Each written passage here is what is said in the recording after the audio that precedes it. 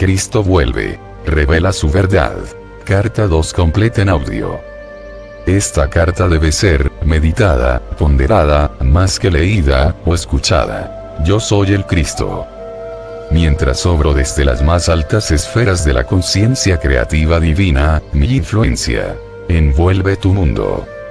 Usando una metáfora, estoy tan distante en conciencia de tu mundo como tu sol dista de la Tierra.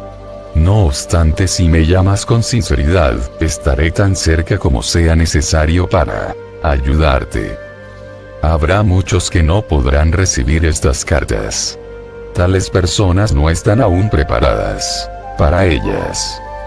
Habrá quienes intenten ahogar su existencia, puesto que sus enseñanzas serán una amenaza para su sustento o religión. No tendrán éxito. La oposición reforzará estas cartas. Habrá quienes reciban estas cartas con alegría, puesto que en sus almas habrán sabido que, más allá de las religiones del mundo se hallaba la verdad, la realidad de la existencia. Estas son las personas que prosperarán y al fin y al cabo salvarán al mundo de la auto-aniquilación. Ahora seguiré mi autobiografía desde donde la dejé en mi última carta. Mi propósito al darte algunos detalles biográficos de mi entrada en la vida pública como maestro y sanador, ha sido atraer tu atención hacia mis actitudes y comportamiento de joven. Las circunstancias ante el logro de mi propia humanidad espiritualizada. Es importante que puedas visualizar cómo era Palestina cuando estuve en la tierra y ver claramente los conflictos interiores que mis enseñanzas despertaron en la gente adoctrinada con las creencias judías y los ritos tradicionales. Estos conflictos fueron el núcleo que incapacitó a los evangelistas para hacer constar, con precisión, todo lo que intentaba enseñarles. En los evangelios hay frecuentes referencias a mis parábolas, que describen el reino de los cielos, o el reino de Dios, cualquiera que fuese el término que usaron los evangelistas. Sin embargo, en ninguna parte se ha intentado ahondar en las palabras mismas, de explorar las frases hechas, o de sacar el significado espiritual del reino de Dios o del reino del cielo. Conforme vaya hablando de mis verdaderos sermones dados al pueblo, a la luz de mis experiencias en el desierto y de tu propio conocimiento de los hechos científicos, podrás entender, por fin, un poco de lo que intentaba enseñar en aquel entonces. Puesto que en gran medida no tuve éxito, es imperativo que se haga otro intento al comienzo de esta era, este milenio, pues es sobre mi más elevado conocimiento espiritualizado, privilegiado e iluminado que se fundará y se desarrollará la próxima era. Fue, y es, esencial que un maestro como yo y como otros que ha habido, sumamente sensibles y totalmente comprometidos mental y emocionalmente, ir a la búsqueda de la verdad de la existencia, venir a la tierra a acuñar palabras para describir a la gente en la tierra, aprisionada en palabras, lo que puede hallar en la dimensión universal creativa en un estado no definido. Si no fuera por tales maestros inspirados, la gente en la tierra hubiese quedado ignorante de todo lo que se halla más allá de la tierra, listo para ser contactado, para ser experimentado y absorbido personalmente para promocionar la futura evolución. No solo esto, se dice que la Biblia es el libro más ampliamente leído del mundo. En su forma presente ha servido sus propósitos. El Nuevo Testamento, como está, con todo su bagaje de malas interpretaciones, es un obstáculo para la evolución espiritual. Ya es hora de avanzar hacia una nueva esfera de percepción y comprensión mística. Puesto que me es imposible descender de nuevo en un cuerpo humano para hablar al mundo, y porque tengo otras dimensiones donde ministro, he entrenado a un alma sensible para recibir y transcribir. Es lo mejor que puedo hacer para hablar contigo personalmente. Espero que puedas recibir y aceptar esto. Todo lo que es erróneo se borra. De esto puedes estar seguro. Los incidentes y curaciones relatados en las siguientes páginas no tienen importancia. Ocurrieron, pero se cuentan solamente para permitirte comprender su significado espiritual. Quiero, mientras lees, que relaciones las condiciones de hace 2000 años con tu vida y tiempos actuales. Quiero que consideres la persona de Jesús como un icono de lo que finalmente puede ser logrado por todo ser humano que está dispuesto a convertirse en un miembro fundador del reino del cielo en la tierra. Aunque la gente de tu mundo actual es supuestamente sofisticada y egocéntrica en sus conocimientos y enseñanzas modernas, versados en modales contemporáneos, y tienen nuevas maneras de relacionarse el uno con el otro, básicamente, la gente de hace tantos años era igual que tú. Estaban y controlados, motivados completamente por sus impulsos gemelos de adhesión, rechazo, deseos, repulsiones, igual que tú. Amaron, odiaron, criticaron, condenaron, calumniaron y chismorrearon, tuvieron ambiciones de subir a la cima de la sociedad, despreciaron a aquellos fracasados en la vida. En secreto eran promiscuos y se burlaban de aquellos que eran diferentes de cualquier modo a sí mismos. Para ayudarte a comprender y entrar plenamente en mi tiempo sobre la tierra, mi conciencia ha bajado a tu plano de existencia terrenal para experimentar de nuevo la persona de Jesús y las emociones y los sucesos en los cuales me vi envuelto. Cuando abandoné el desierto y puse pie en el camino que llevaba hacia mi pueblo de Nazaret, todavía me regocijaba del conocimiento tan gloriosamente revelado en el desierto. Fijé mis pensamientos completamente en todo lo que había aprendido, y si mis pensamientos se extraviaban en mis formas negativas de pensar anteriores, rápidamente volvía al Padre para conseguir inspiración y determinación para superarlos. De este modo, volví, constantemente, hacia la luz de la conciencia y de la comprensión. Algunas personas me miraron con desconfianza, viendo mi alegría y también mi aspecto sucio y descuidado. ¿Estaba borracho?, se preguntaron. Otros me miraron aborreciéndome. En lugar de reaccionar con enfado como en el pasado, me acordaba que había sido bendecido con visiones y conocimiento que ellos no podían ni siquiera imaginar. Les bendije y pedí que su visión interior se abriera de manera similar y continué mi camino en paz hacia mi casa. Sin embargo, había aldeanos que vieron mi lamentable aspecto con compasión y se fueron de prisa a sus casas para traerme pan, e incluso vino para ayudarme a seguir mi camino. Siempre había alguien que me ofrecía refugio por la noche. El Padre Vida de veras alivió todas mis necesidades y me dio protección en el momento oportuno. En todo este tiempo, no dije ni una palabra acerca de mis semanas en el desierto. Sentía que todavía no era el momento. Por fin, llegué a mi pueblo, Nazaret, y los aldeanos se mofaron abiertamente, señalando mi aspecto mugriento y mi ropa hecha jirones. Sucio holgazán. Fueron algunas de las palabras más amables que me lanzaron. Llegué a la puerta de mi madre con un sentimiento de pavor, puesto que sabía que estaría más escandalizada que sus vecinos al verme delante de ella. Delgado, los huesos traspasando la piel, los ojos hundidos y huecos en las mejillas, la cara quemada, negra, y los labios con ampollas por el sol, la barba larga y desgreñada. La ropa.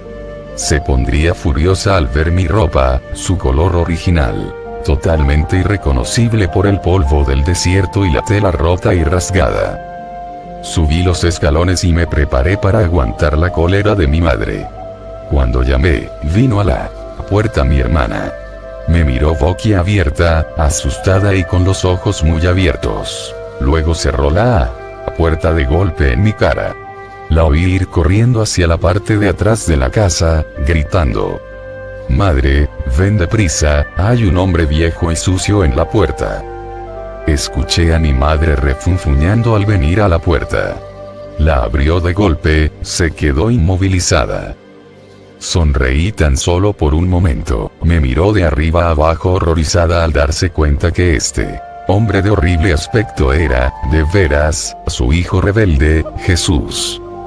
Le ofrecí la mano, diciendo: sé que te causo mucha pena, pero ¿puedes ayudarme? Enseguida, le cambió la expresión y empujándome hacia adentro, cerró bien la puerta. Deprisa, dijo a mi hermana asustada. Deja ese ruido y pon agua a hervir. Tu hermano está muerto de hambre. No importa en qué lío se ha metido, nos pertenece. Hay que cuidarlo. Despacio me ayudó a quitarme la ropa y me inclinó sobre un gran recipiente de agua y me restregó hasta dejarme limpio. Me lavó y recortó el pelo y la barba, y suavemente cubrió las llagas en el cuerpo y labios con ungüento. Ninguno de los dos rompimos el silencio. Saboreé el amor que me mostró e intenté mostrar mi gratitud con una actitud más suave, más sensible. Después de ponerme una túnica limpia, me hizo sentar a tomar unos alimentos frugales, leche, pan y miel. A disgusto, me dio vino para recobrar fuerzas, pero estaba claro que pensaba que era el vino la causa de mi terrible apuro. Luego me dirigió hacia una cama y me cubrió. Dormí durante varias horas y me desperté, renovado a una mañana clara de sol que se veía por la ventana. Deseaba hablar con mi madre, para contarle que yo era de verdad un Mesías, pero no de la clase que imaginaban los judíos. Podía salvar a la gente de los malos resultados de sus pecados. Podía ayudarles a encontrar la salud, abundancia, la satisfacción de sus necesidades, porque podía enseñarles exactamente cómo había sido creado el mundo. Conforme se lo iba explicando, empezó a mostrarse ilusionada y encantada. Se puso de pie de un salto y quiso salir a toda prisa para contar a los vecinos que su hijo era realmente el Mesías. Deberían escuchar de qué manera hablaba, y había ayunado en el desierto. Pero impedí que lo hiciera. Le dije que todavía no le había contado lo que me había sido revelado. Una de las cosas más importantes que había aprendido era que los judíos ortodoxos estaban completamente equivocados en su creencia en un Dios vengativo. No había tal cosa. Esto le asustó, le disgustó y exclamó: entonces, ¿cómo gobernará el mundo Jehová para hacernos buenos y que escuchemos a los profetas, si Él no nos castiga? Ya eres tan importante que puedes enseñarles a los sumos sacerdotes cómo llevar sus propios asuntos transmitidos desde los tiempos de Moisés. ¿Vas a traer más vergüenza a esta casa? Se puso a llorar, diciendo enojada: no has cambiado en nada, solamente ha cambiado lo que dices. No me has traído más que pena. ¿Cómo pude haberme creído que eras el Mesías? Solo llevarás a nuestro pueblo hacia mayores tormentos que nunca con tus extrañas ideas. Mis hermanos oyeron sus lamentos y vinieron corriendo, querían echarme de la casa. Ofrecí marcharme pacíficamente, porque no quería más alborotos. Si mi madre reaccionó así, podía estar seguro de que todos los demás reaccionarían del mismo modo a lo que les quería contar.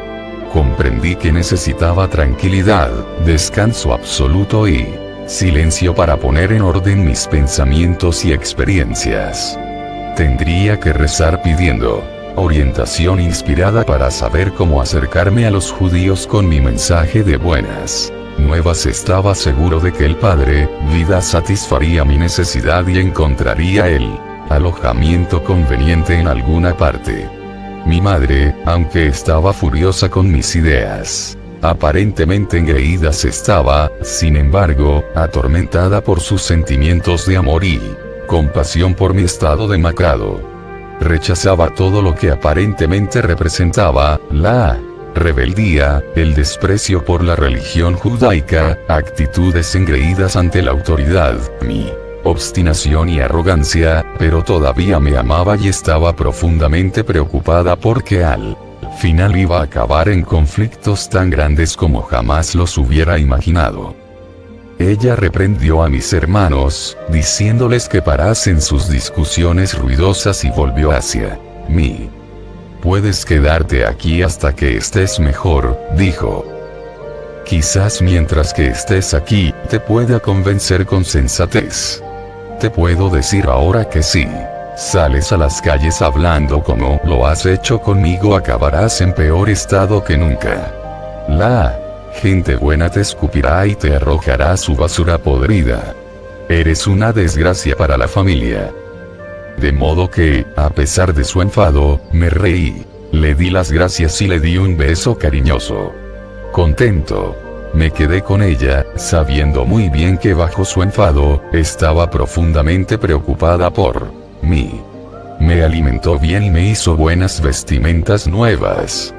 Agradecí todo lo que hacía para mejorar mi aspecto, porque sabía que para moverme libremente entre los ricos y los pobres, debería estar adecuadamente vestido con atuendo decente.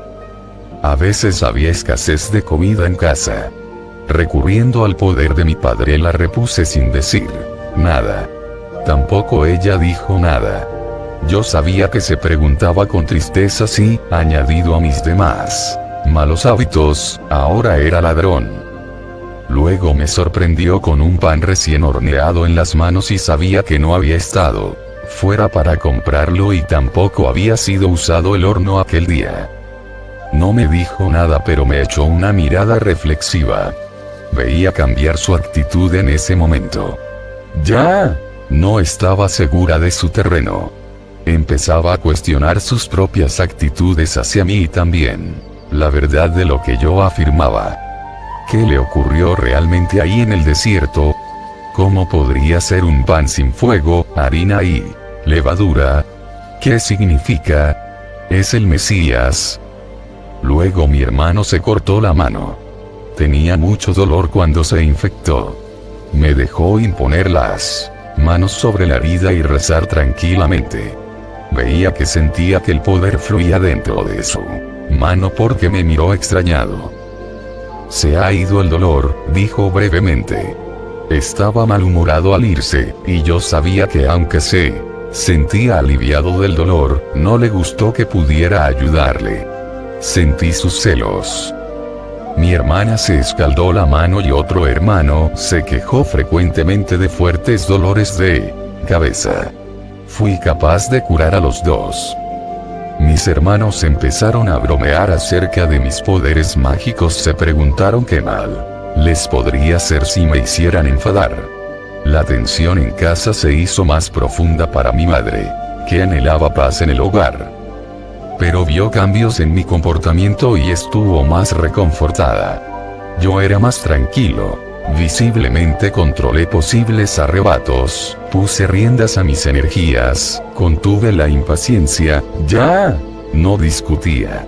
Me volví más atento con ella, escuché sus quejas de mujer, le ayudé en casa, arreglando los muebles rotos.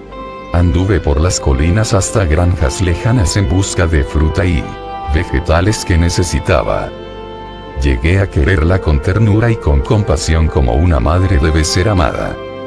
Un día se atrevió a preguntarme: ¿todavía crees que Jehová es un mito? Job dijo que si Jehová retirara su aliento, toda carne vendría abajo. Ese es el Jehová en quien creo y a quien vi. Nadie ha visto a Jehová, dijo con firmeza. Yo vi a aquel que hizo que todas las cosas tuviesen el ser, respondí con calma. Lo llamo el Padre porque es el amor perfecto, un amor más perfecto que el de una madre, agregué, sonriéndole. Ello obra dentro, a través de y para toda su creación. Es el Padre en mí quien te ha traído las cosas que necesitabas en casa y quien sanó a mis hermanos y hermanas tan rápidamente. Veía que empezaba a comprender un poco lo que decía. ¿Qué hay del pecado?, preguntó. No hay pecado como nosotros lo entendemos. Nacemos para comportarnos como lo hacemos. Tenemos que buscar una manera de superar nuestros pensamientos y sentimientos humanos porque nos separan de la protección del Padre y nos traen nuestras enfermedades y la miseria. Cuando hayamos aprendido cómo superar el yo, entraremos en el reino del cielo. Mi madre se volvió silenciosamente, claramente reflexionando sobre lo que le había dicho, pero ya no estaba enfadada. Yo sabía que estaba meditando sobre mis afirmaciones y me di cuenta que estaba poniendo al revés su mundo seguro y bien conocido. Sin su creencia en un Jehová que amenazaba con extrema venganza si el hombre fuese indisciplinado, se sentiría perdida e insegura. Se preguntaría cómo el mundo se las arreglaría si se dejara solamente a los hombres que controlaran sus propias maldades y las de los demás. Incluso los reyes y los gobernantes eran malvados en sus acciones. Si Jehová no reinara y castigara a los pecadores, ¿dónde iríamos a parar? Mientras reponía fuerzas estudié las escrituras con diligencia para poder encontrarme con los fariseos y escribas con confianza. También era absolutamente necesario que supiese lo que se había escrito del Mesías porque estaba convencido que era yo de quien los profetas habían escrito. De veras podría rescatar, salvar a la gente de la miseria, la enfermedad y la pobreza. Incluso conseguir que recobrasen la salud y la prosperidad, enseñándoles la verdad respecto al reino del cielo y la realidad del Padre. Cuando me sentí lo suficientemente preparado para salir a enseñar y sanar, para complacer a mi madre, acepté marcharme, un sábado, a la sinagoga de Nazaret y hablar con la congregación. Como era la costumbre, me puse en pie y me dieron para leer a Isaías. Escogí el texto que profetiza sobre la venida del Mesías, que libertaría a los judíos de todo tipo de esclavitud. El Espíritu del Señor está sobre mí, porque el Señor me ha ungido para dar la buena noticia a los pobres. Me ha enviado para proclamar la amnistía a los cautivos, y para recobrar la vista a los ciegos, para dejar en libertad a los oprimidos, para proclamar el año de gracia del Señor. Luego me senté diciendo: hoy habéis visto esta profecía cumplida en mí. Esto produjo conmoción y los hombres me miraron atónitos, pero yo seguí hablando sabiendo que mi Padre me diría qué decir. Vinieron las palabras sin vacilación. Hablé de mi experiencia en el desierto y narré mi visión del niño que crecía hasta ser hombre. Todo el tiempo, sin saberlo, envolviéndose en correas y cadenas mentales, y así se iba quedando ciego y encarcelándose en una oscuridad interior, apartándose de Dios.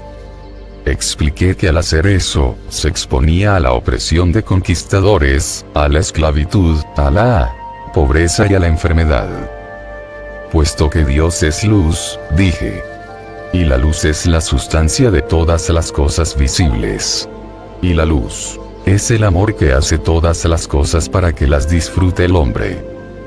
Todas las bendiciones de abundancia y salud estaban disponibles gratuitamente para el que amara a Dios con la mente, el corazón y el alma y que viviera estrictamente según las leyes de Dios. Cuando terminé, hubo un gran silencio en la sinagoga. Sentía que la congregación había experimentado algo extraño y poderoso que les había elevado a un plano más alto de pensamiento y no quise que nada interrumpiera la tranquilidad trascendente de aquel momento. Luego empezaron a murmurar entre ellos. Se preguntaron quién era. Algunos estaban convencidos de que era Jesús, la persona cuya familia se conocía bien en la aldea, pero otros no lo podían aceptar, puesto que había hablado con autoridad.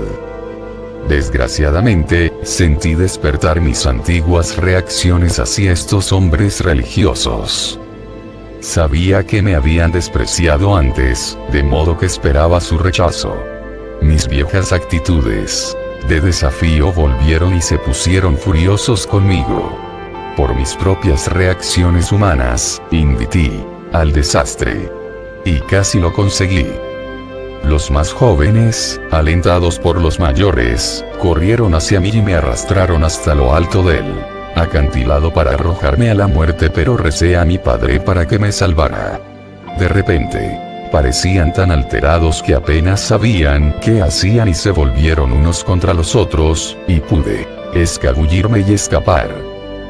Fue extraño. Parecía que no se daban cuenta de que me iba.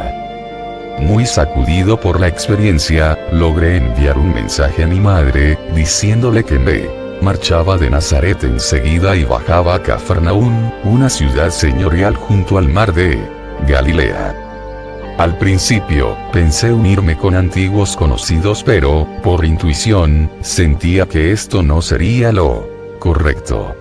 De modo que, en todo el camino y al entrar en la ciudad, pedí orientación y ayuda a mi padre para encontrar alojamiento. No tenía dinero y no pediría limosna. Al caminar por la calle, vino hacia mí una mujer de edad mediana, pesadamente cargada de cestos sobre los brazos. Su rostro estaba triste. Parecía que había estado llorando. Sin reflexionar, la paré y le pregunté dónde podría encontrar alojamiento. Brevemente respondió que normalmente me ofrecería una cama, pero que tenía en casa a su hijo muy enfermo. Añadió que había ido a comprar provisiones para alimentar a los consoladores que ya se habían reunido para llorar la muerte de su hijo cuando éste muriese. Mi corazón se sentía afligido por ella, pero también se regocijaba. Enseguida había sido dirigido hacia alguien a quien podría ayudar. Expresé mi pesar y me ofrecí a llevar sus cestas a casa. Me miró por un momento, preguntándose quién podría ser, pero aparentemente estaba satisfecha por mi aspecto y conducta. De camino, expliqué que quizás podía ayudar a su hijo. ¿Es usted médico?, me preguntó. Contesté que no había recibido formación médica, pero que sin embargo podría ayudarle. Al llegar a su casa, grande y bien construida de piedra, que indicaba buena situación social y prosperidad, me llevó hasta su marido diciendo: «Este hombre dice que puede ayudar a nuestro hijo». Malhumorado, inclinó la cabeza, sin decir nada. La mujer, Miriam, me apartó diciéndome que estaba muy afligido y enfadado. El chico es nuestro único hijo entre muchas hijas, y culpa a Dios por darle al niño la enfermedad. Miriam se echó a llorar. Si habla así contra Dios, ¿qué más penas se nos cargarán?, me preguntó. Tranquila, dije, pronto verás bien a tu hijo de nuevo. Ella dudaba, pero me dirigió hacia la habitación donde estaba acostado el chico. Hacía calor, el ambiente era sofocante y estaba lleno de tristes acompañantes charlando. Pedí a la madre que desalojara la habitación, pero los visitantes se resistían. Querían ver lo que iba a suceder y solamente se marcharon a disgusto cuando Miriam llamó a su marido para que les hablase. Les oía discutiendo con el padre en la habitación de al lado. ¿Qué pensaba que podría ser ese hombre, si el médico no había sido capaz de ayudar al chico? El padre entró en la habitación para verlo él mismo. Su hijo estaba más pálido que un muerto y tenía mucha fiebre. La madre explicó que no retenía la comida y que tenía suelto el vientre. Estaba así desde hacía varios días, había perdido mucho peso y el médico había dicho que nada más podía hacerse. Probablemente moriría. Puse las manos sobre la cabeza del niño y recé, sabiendo, y silenciosamente dando gracias de todo corazón porque la vida del padre fluiría a través de mis manos y dentro de su cuerpo. De este modo el trabajo de curación se llevaría a cabo. Sentí calor extremo y un hormigueo en las manos, y el poder vertiéndose en su frágil cuerpo. Me sobrevino una oleada de gratitud. Qué grande, qué maravillosa era la vida del padre al soltarla para hacer su trabajo natural de curación. Su madre y su padre, angustiados, preguntándose qué ocurriría, se habían cogido de la mano y miraron con gran atención. Al ver cómo el color de su hijo gradualmente cambiaba del blanco a un rubor manzano, exclamaron atónitos deleitándose. Después de algún tiempo, el niño me miró, diciendo alegremente: «Gracias, estoy bien ahora. Tengo hambre y quiero comer algo». Su madre se rió de contento abrazándole, pero también algo preocupada. «No puedo darte comida, hijo mío. El médico se enfadaría. Le había avisado que no tomara nada excepto agua». Sonreí y dije: «Está curado. Le puedes dar pan y vino, y lo aguantará». Su padre, Sedequía, se regocijaba de gratitud. Después de abrazar a su amado hijo, se volvió hacia mí y me dio la mano calurosamente, dándome palmaditas en el hombro sin parar. Meneando la cabeza, era incapaz de hablar por las lágrimas que corrían por sus mejillas. Recobrando la compostura, pasó al salón y dijo a la gente: «Mi hijo, casi muerto, ha recobrado la plenitud de vida». Un gran clamor de júbilo, regocijo, incredulidad, preguntas, risas y felicitaciones siguieron a sus palabras. La madre del niño se quedó parada, y la cara toda sonriente.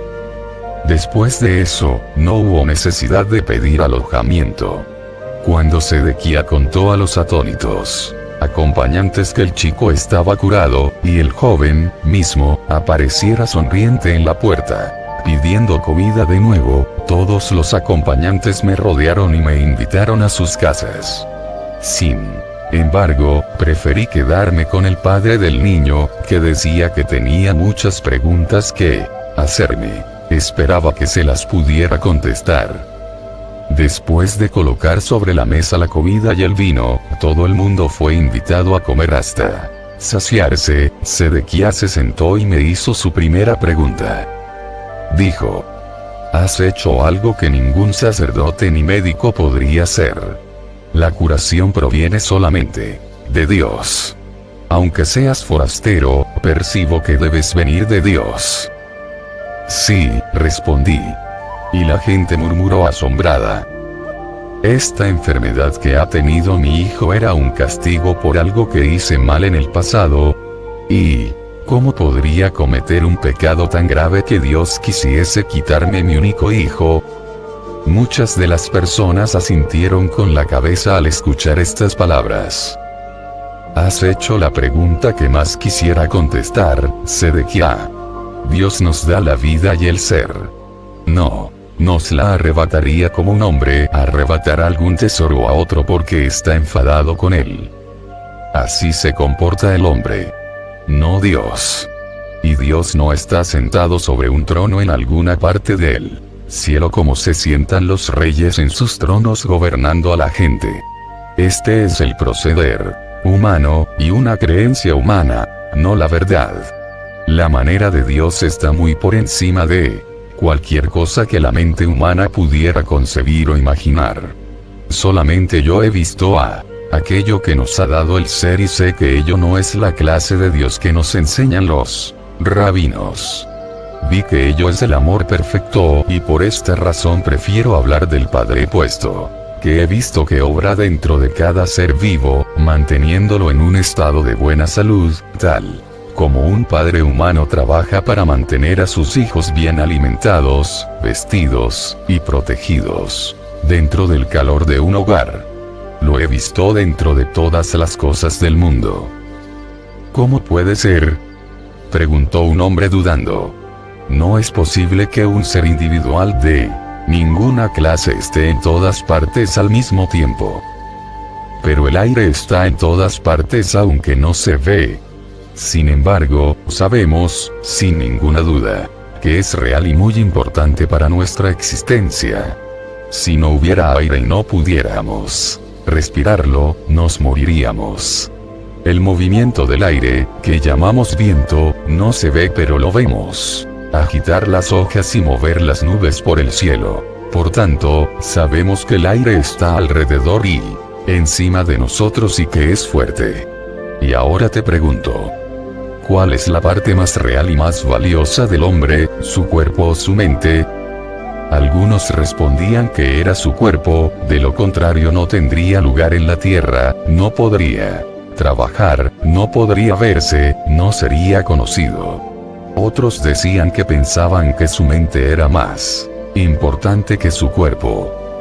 Y yo contesté, su mente es la parte más importante de él, puesto que sin la mente, no se podría impulsar el cuerpo.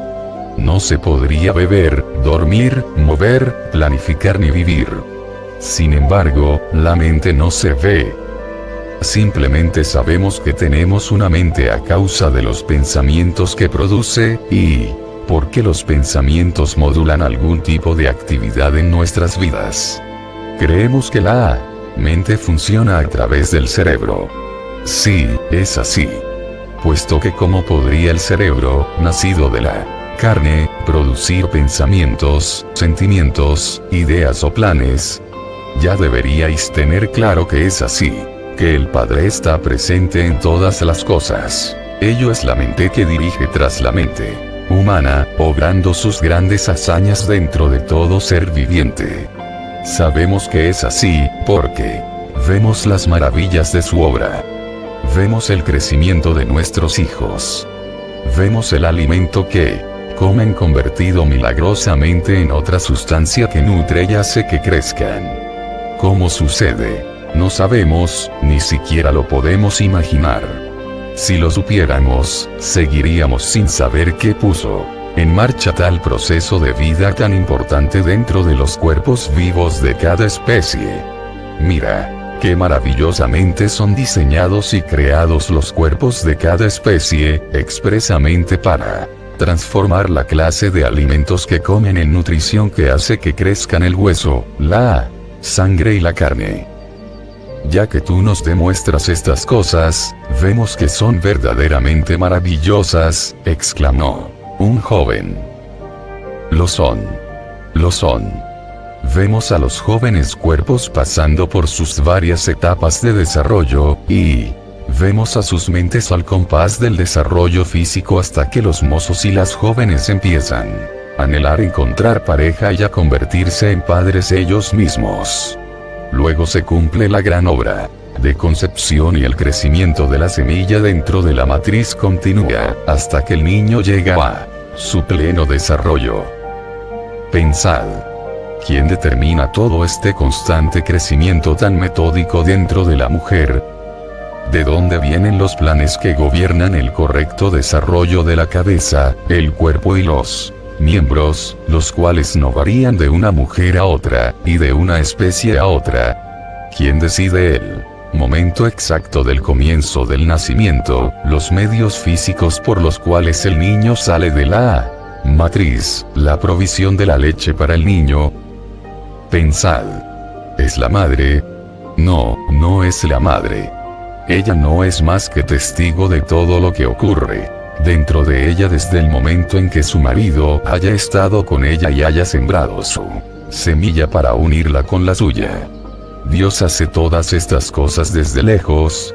Sus pensamientos alcanzan a cada hombre y mujer para decidir cuándo estas cosas deben ocurrir. No, es el poder creativo de la mente, la vida inteligentemente amorosa que está dentro de toda cosa viva que realiza todo este trabajo. Vemos el amor de los padres hacia su descendencia, sea ave, animal u hombre. ¿De dónde viene ese amor? Proviene del poder de la mente creativa, el amor perfecto del Padre que está dentro de nosotros. Es porque el Padre hace el trabajo en las plantas, los árboles, las aves, los animales y en el hombre en sí, que hoy estamos aquí, vivos, respirando, comiendo, durmiendo, teniendo hijos, envejeciendo, y luego muriendo para pasar a otro lugar más feliz. Todo esto es el trabajo del Padre que está activo dentro de nosotros. ¿Cómo se puede negar la verdad de todo lo que os he dicho esta noche? Hoy, habéis visto a un joven moribundo vuelto a la plenitud de la vida en poco tiempo. Fui yo quien le curó, nada de eso. Por mí mismo no puedo hacer nada. Fue la vida, que es el Padre activo dentro de todas las cosas, que vino con toda su fuerza para reparar un cuerpo enfermo y traerlo de regreso a la plena salud, porque yo creí que ella lo haría y no dudé. Hubo suspiros de satisfacción en el salón. Nueva luz, nuevo interés, incluso se veía una nueva dulzura en sus caras. ¿Por qué, entonces, sufre el hombre tan lamentablemente?, preguntó Miriam. Porque cuando el hombre es concebido, cuando la vida toma forma dentro de la semilla, ella toma la humanidad, la cual lo separa de cualquier otro individuo en el mundo, para hacerlo una figura aislada, no unido a ningún otro, solitario, íntimo, su propia persona. Ello es sujeto a, es controlado por dos fortísimos impulsos en su naturaleza terrenal: el de aferrarse a todas aquellas cosas que tanto desea y el de rechazar y apartar todo lo que no quiere. Estos dos impulsos básicos en el hombre están presentes en cada cosa que hace a través de su vida y son enteramente responsables por los apuros que se buscan. Aunque el Padre está activo dentro del hombre, él no tiene nada de humanidad dentro de él. Por tanto, el Padre no sostiene nada, no rechaza nada, no condena nada, ni siquiera ve la maldad. Todo lo que hace el hombre que él llama pecado es tan solo de este mundo y se castiga solamente en este mundo, puesto que es una ley de la existencia terrenal, como sabéis, que todo lo que se siembra es lo que se cosecha. Dado que el hombre extrae su vida y su mente de la del Padre, el hombre mismo es creador en pensamientos, palabras y acciones. Lo que piensa, dice, hace y cree, se le devuelve de la misma manera más adelante. No hay castigo del Padre, cualesquiera que sean las penas que lleguen a la humanidad, proceden enteramente de su propia obra. La gente susurraba que esta era totalmente una nueva enseñanza y que tenía aún más sentido que todo lo que les habían enseñado antes. Varias voces me exhortaban a contarles más. Te digo, en mí has visto la vida activa como curación. Sígueme y oirás del camino que debes seguir para encontrar la felicidad. En mis palabras encontrarás la verdad de la existencia hasta ahora no revelada por ningún hombre. Se ha dicho del Mesías que contará los secretos que han estado ocultos desde el comienzo de la creación. Te digo, en verdad, que estos secretos los oirás de mí. Si escuchas atentamente, y captas su significado, y pones en práctica su verdad, y te aferras a sus leyes, serás hecho nuevo y entrarás en el reino del cielo. Después de hablar, la gente permaneció callada durante un momento y luego hubo un clamor de conversación emocionada, pero Sedequías se puso de pie y dijo que era hora de que la casa se calmara. Su hijo necesitaba dormir, y su mujer y sus hijas también estaban cansadas de tanto llorar. Se planeaba que a la mañana siguiente bajase al puerto y se me trajese a la gente enferma. Y así, podía lanzarme a la misión y todo se arreglaba rápidamente de la mejor manera posible. Parecía que si no curaba, no habría interés ni aprobación de todo lo que se les había contado.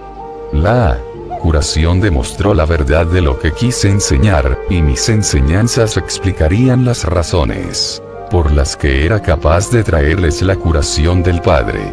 Al despertar a la mañana siguiente, me sentía maravillosamente vivo con la expectación de las cosas maravillosas por venir. Después de desayunar, salí con Sedequías hacia el puerto, con el corazón radiante por el amor hacia todos los que pasaban. Les saludé cálidamente, diciéndoles que tenía buenas noticias para aquellos que quisieran escuchar. Al llegar al muelle, encontré a hombres, mujeres y niños sentados en el suelo, esperando mi llegada. Algunos extendieron las manos implorando. Parecían muy enfermos, algunos lisiados, y muchos otros cubiertos de llagas. Su estado lastimoso me dañaba el corazón, pero ahora también podía regocijarme porque sabía que no era la voluntad del Padre que estuviese así. Todo lo contrario. El Padre era Él mismo. Toda curación, toda salud, todo bienestar. Esto lo había comprobado la noche anterior y en mi casa. Estaba exultante porque podría demostrar esta maravillosa verdad a las multitudes que me rodeaban. Una cara vieja y triste me llamó la atención. Era arrugada, flaca y torcida. Fui hacia ella y, arrodillado a su lado, coloqué mis manos sobre su cabeza y enseguida el flujo del poder del Padre a través de mis manos vibró por su cabeza hasta que sacudió todo el cuerpo con la fuerza de la vida dando energía a sus miembros. La gente viendo esto se quedó atónita, y algunos se preguntaron qué podría estar haciéndole, pero otros callaron sus objeciones.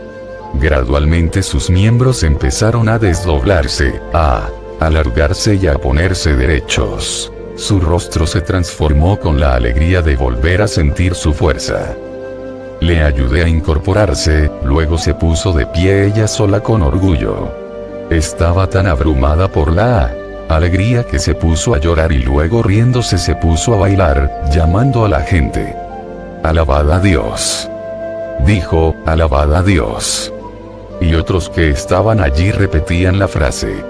Todos estaban profundamente conmovidos por lo que habían visto. La aglomeración de gente apretujándose contra mi persona era tal que Sedequías se ofreció a controlarla. De modo ordenado, y ayudado por otros de los espectadores impacientes, dirigió ordenadamente a los enfermos hacia mí, para que les pudiera atender según sus necesidades más profundas. Por fin, sintiéndome cansado, mi anfitrión me invitó a su casa para cenar. Despidió a aquellos a quienes no había podido curar por falta de tiempo. Les aseguró que volvería al día siguiente. Fue una noche festiva, tanto de qué hablar, tanto que celebrar, tanto que enseñar, tanto que aprender, y en todo aquello, ciertamente la gente reconocía la buena nueva. Sabía que había sido aceptado por muchos por decir la verdad de lo que había visto en el desierto. Y así siguió durante muchos días. La gente venía a verme de todas partes. Sedequía y otros amigos suyos me ayudaron a controlar a la multitud para que yo pudiera curar y enseñar. La gente escuchaba encantada. Hablaron entre ellos mismos acerca del Padre y estaban deseosos de aprender más acerca de las ataduras y las cadenas que ataban a la gente a su miseria.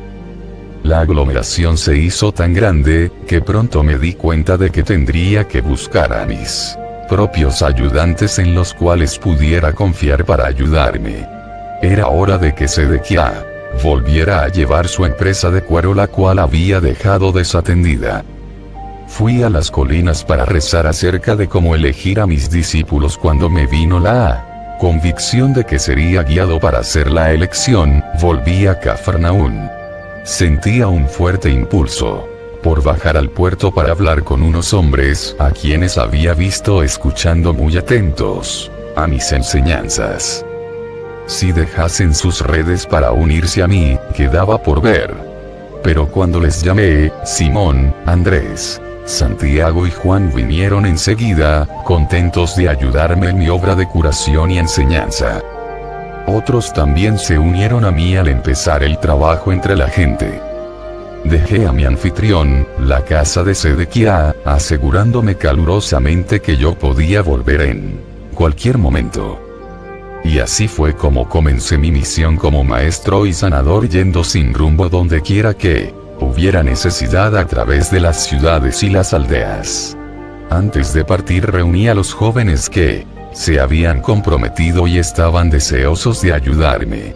Escucharían mis enseñanzas y quedarían perplejos ante lo mucho que les quería decir.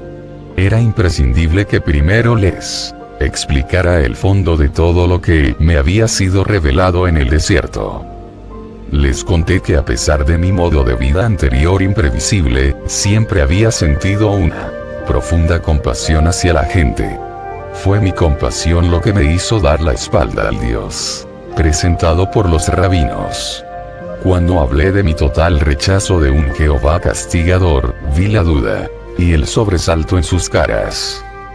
En detalle les expliqué que me preguntaba cómo era posible hablar de un Dios bueno, habiendo tanto sufrimiento sobrellevado por niños inocentes.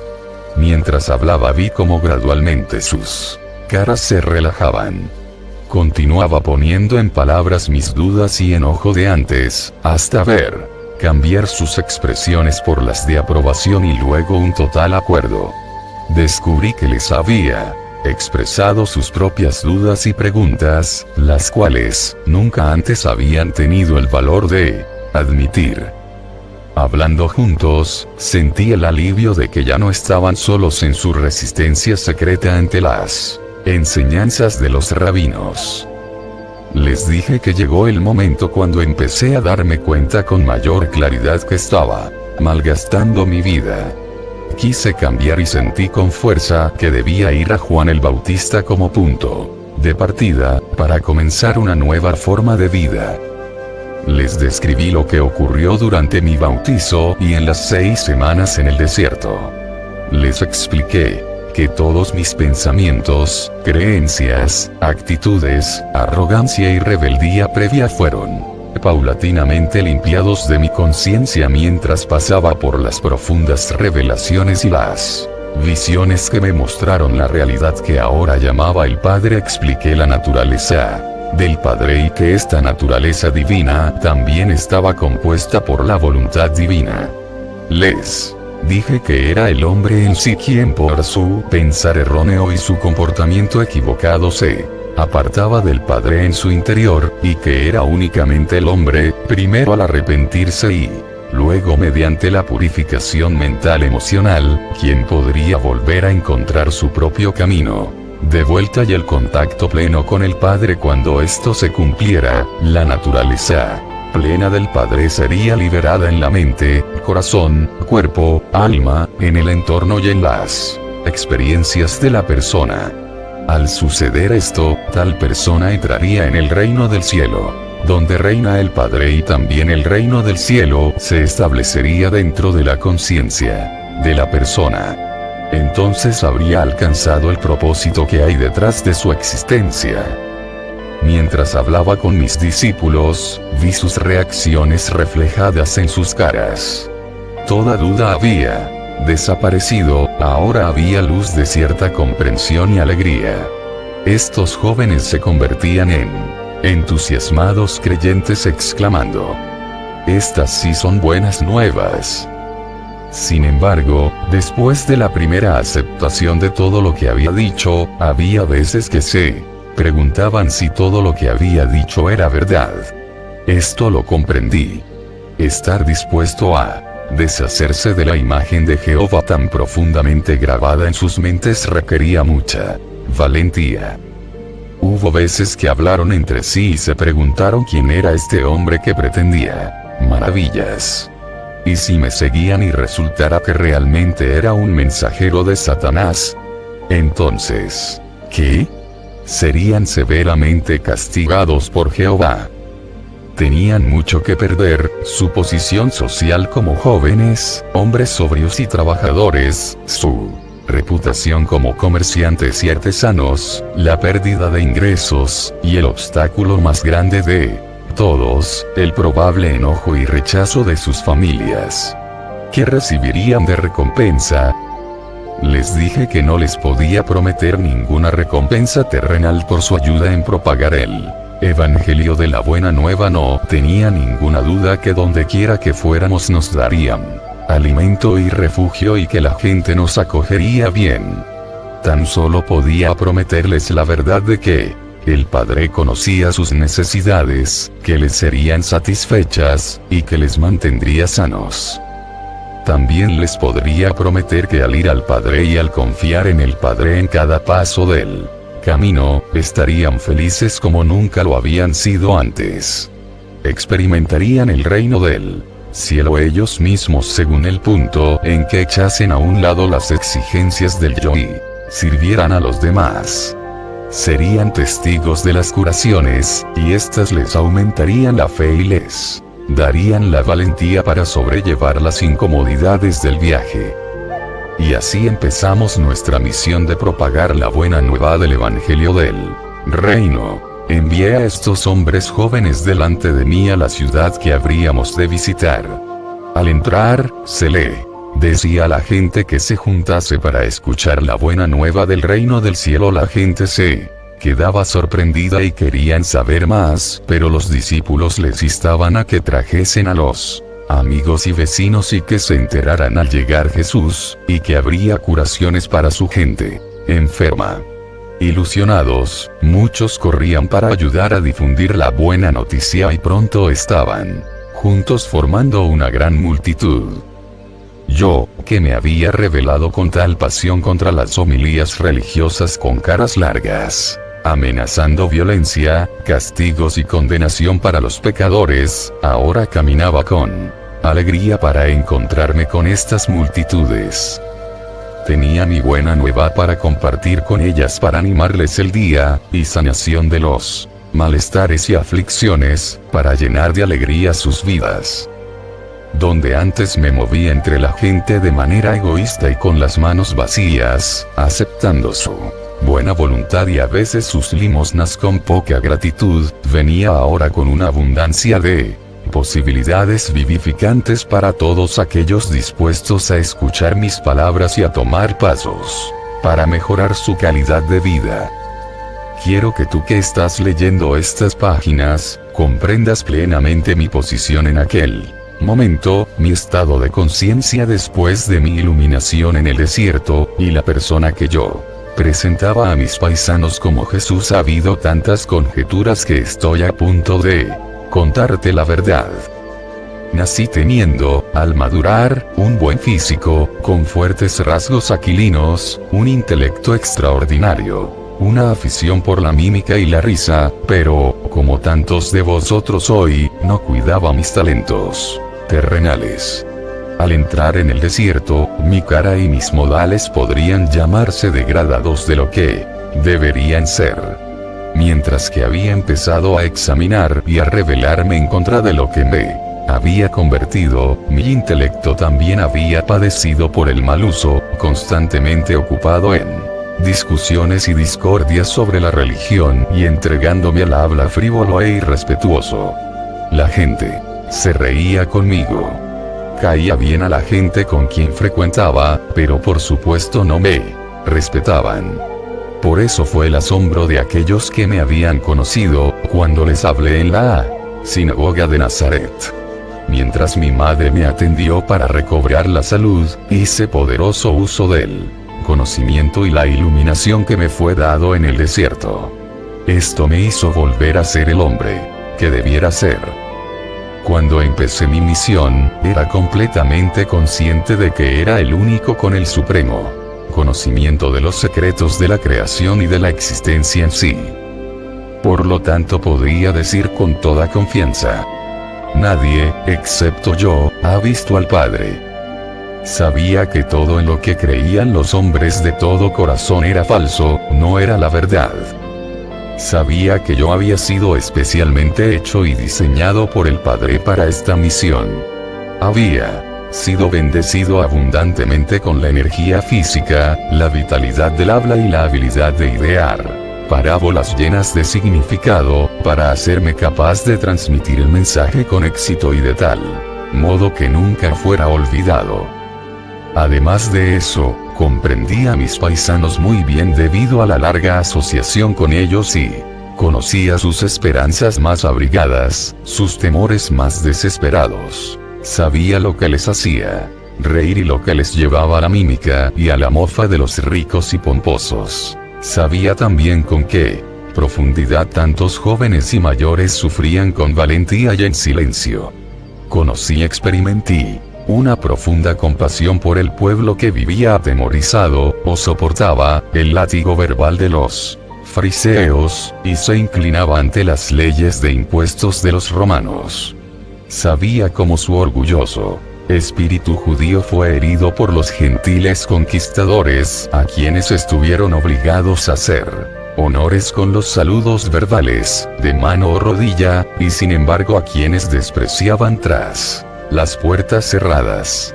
Sabía y comprendía completamente las vidas y el pensamiento del pueblo. Antes había pensado sus pensamientos, había sentido sus resentimientos, sobrellevado su clase de angustias en los momentos de carencia, me había sentido impotente en las garras del gobierno romano. Ahora sabía que nada de este sufrimiento era realmente necesario.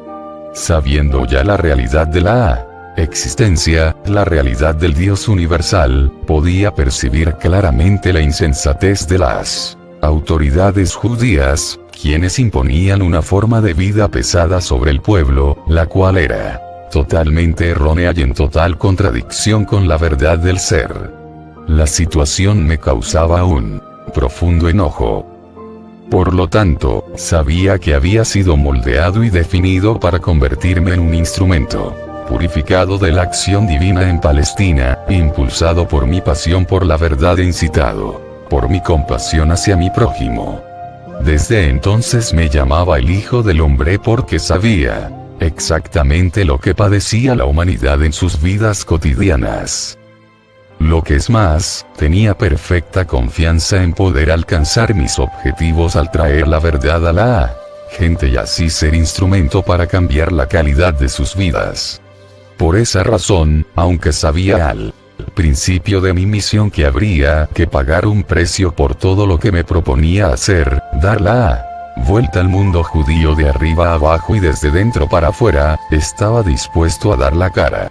Pasar por ello, no podía eludirlo, porque amaba a la gente con el amor del Padre que fluía a través de mi corazón y de mi ser.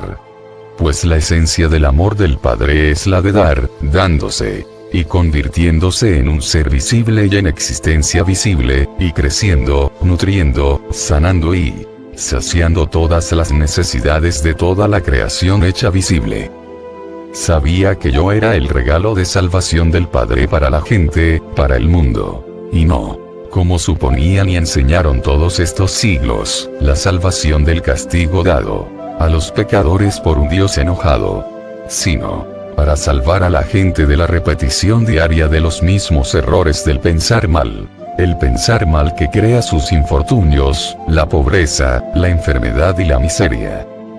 Porque amaba tan profundamente a la raza humana, estaba dispuesto a enseñar y a sanar, desafiando a los sacerdotes judíos. Estaba dispuesto a morir en la cruz por lo que verdaderamente había visto en el desierto, sabía de todo corazón, y quería compartir hasta la última gota de mi habilidad en hacerlo. Esta es la verdad tras mi crucifixión, y todo lo demás que has oído son conjeturas humanas que surgieron de la práctica judía de las ofrendas quemadas en el templo. Yo era un regalo del Padre para la humanidad, para ayudarla a superar su ignorancia de las leyes de la existencia, y a encontrar la verdadera senda de la vida que les dirigiría a la alegría, a la abundancia y a la integridad perfecta del reino del cielo. Estas eran las percepciones, los deseos, las intenciones y objetivos y los pensamientos que llevaba dentro de mi mente y de mi corazón. Esta era la estructura mental, emocional terrenal, que cubría mi conciencia espiritual oculta dentro de la cabeza y figura de Jesús. Era mi conciencia espiritual canalizada en las formas de pensamiento y sentimiento arriba mencionadas, la que me obligaba a emprender un viaje de 3 años para llevar a la gente lo que yo creía, de todo corazón, que era el rescate de su propia forma ciega de pensar y sentir, la cual creaba sus propias vidas turbulentas. Verdaderamente creía que si solamente se pudiera demostrar a la gente todo lo que se me había dado a comprender, se daría cuenta de su locura anterior y se esforzaría por cambiar su forma de pensar y pondría pie en el camino de la vida que dirige hacia el reino de los cielos. Con este propósito, estaba dispuesto a dar mi vida. A causa de la interpretación errónea atribuida a mi misión por los maestros judíos, mi verdadero mensaje ha sido deformado hasta no ser reconocible, y el propósito de estas cartas es el de traer a la gente de esta nueva era la verdad de lo que realmente hablé a las multitudes en Palestina. Por consiguiente, volviendo a mi narración de aquellos días, déjame retroceder a un día especial que dio fruto entre mis oyentes, que produjo una impresión duradera en las mentes de mis discípulos. Por lo tanto, para mí también, fue un día especialmente significativo. Me libré de la presión de la gente, para ir a las colinas a rezar y meditar, para recargar mis pilas espirituales, haciendo una profunda y fuerte conexión más potente con el Padre que se hallaba dentro de mí. Esta conexión se oscurecía tan rápidamente dentro de mi conciencia al estar ocupado entre las multitudes que estaba exhausto. Al llegar a la cueva que utilizaba cuando me encontraba en esa zona, saqué el jergón que estaba escondido debajo de una roca y me acosté para dormir. En lugar del sueño, sin embargo, sentí enseguida el influjo de la vida divina, el Padre, y se disolvió el cansancio mientras mi cuerpo se cargó con el poder que es la fuente creativa de todo ser. Fui elevado en conciencia hacia dentro de una luz dorada y, mientras viajaba hacia arriba, dentro de esa luz, de repente se cambió en el más puro color blanco y sabía que en conciencia, estaba ya en los umbrales del equilibrio que es el eterno, el universal, la dimensión infinita más allá de toda concepción de la mente humana. Observé la luz, pero yo no era de ella, tampoco ella estaba poderosamente dentro de mí, puesto que esta fue la dimensión de Dios del vacío, el no, forma del equilibrio universal. Pero ello se comunicó conmigo y me infundió con su amor incandescente. Grabó en mí, una vez más, que ello era el amor, proceso creativo, perfeccionador, sanador, amor, que gobierna toda existencia. Sabía que donde quiera que hubiese falta, al final habría saciedad, igual que las aguas fluyen hasta llenar un lago. Donde hubiera miseria, habría alegría, porque era la naturaleza del universal moverse dentro de cualquier cosa que tuviera necesidad, para traerle plenitud y alegría. Sabía que donde no hubiera crecimiento, surgirían las circunstancias para promocionar el crecimiento. Sabía que donde hubiera un sentimiento de fracaso, se suministrarían retos para estimular a la gente hacia el éxito y la autoconfianza. Vi que este trabajo amoroso constantemente iniciado por el Padre en las vidas de la gente sobrecargada, puede no ser reconocido como un regalo de amor por los receptores. Podían estar tan hundidos en su apatía y sentimientos de fracaso, en su creencia de que nada bueno podía tocarlos, que no veían nada en sus vidas más allá de sus propias creencias y sentimientos. Por lo tanto se quedarían arraigados a su propio infierno auto-creado. No había necesidad de sentir lástima por nadie. La única necesidad era tener el corazón compasivo y una determinación de traer la verdad para sanar la ignorancia. El don más grande que un hombre podría dar a otro era la iluminación de la ignorancia de la existencia y sus leyes cósmicas, puesto que la verdad era: cada alma está abrazada dentro del universal, y el grado del influjo a través de la actividad amorosa del Padre en sus vidas depende enteramente de la receptividad del individuo. Comprendí que lo que la gente necesitaba oír con urgencia, era aquello de lo que yo acababa de enterarme. Necesitaban ver y comprender completamente la intención y el propósito y el potencial del amor, el cual era la misma sustancia de su ser. A causa de su falta de fe puede que echasen a un lado la actividad amorosa del Padre como si fueran más bien desafíos inductores de penas, y así rendirse ante el fracaso para siempre. Ahora, vi con más claridad aún que fui enviado para despertar a la gente a todas las posibilidades de desarrollo, de prosperidad y de alcanzar alegría y felicidad. Pero dependería de ellos que despertasen y que aprovechasen lo que se les ofrecía. Me acuerdo de que esta inspiración duró toda la noche, y por la mañana me levanté sintiéndome vivo como nunca antes. Se me había clarificado el mensaje. Había visto, aún más claramente, la realidad del Padre, y sabía que podría salir aquel día a encontrarme con la multitud, a transmitirle el poder y la vida de lo que me había sido enseñado. Al bajar de la cueva, llegué a una roca grande que daba a un precipicio escarpado. Cuando me senté, podía mirar sobre la ciudad que íbamos a visitar aquel día. Sentía aquel proceso de perfeccionamiento, ese impulso que hace íntegro el Padre, surgir a través de mí, y anhelaba compartir aquello con los demás antes de que los problemas del diario vivir lo ahogasen, y que perdiese su poder y empuje dentro de mi conciencia humana. Mis discípulos se reunieron conmigo poco después. Al entrar en la ciudad, hablaban con la gente y dirigían a las multitudes que acudían a que se moviesen hacia un terreno pendiente más allá de las casas. De pie sobre una roca grande en medio de ellos, empecé a hablar.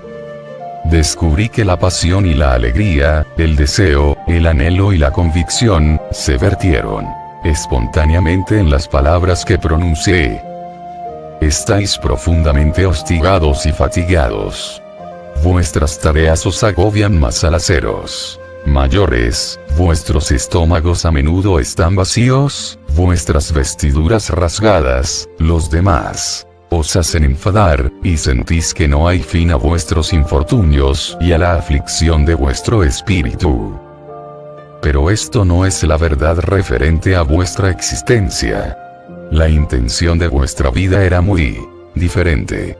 Si pudierais ver más allá de vuestros sentimientos, si tan solo pudierais elevar vuestra mente para contactar con el Padre que está dentro de ti, podríais ver y saber lo que debería ser el estado de vuestra existencia.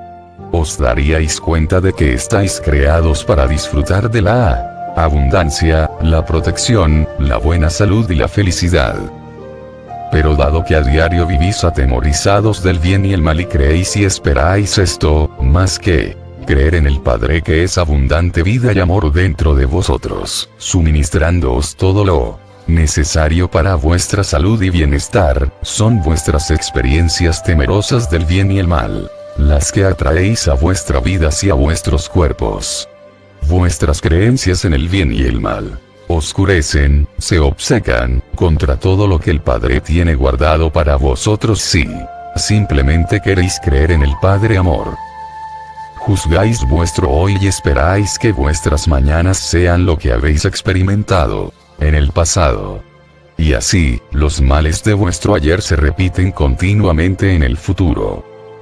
Estáis esclavizados por vuestros recuerdos y por vuestra fe constante de que lo que ocurrió en el pasado debe volver una y otra vez para cargar y heriros.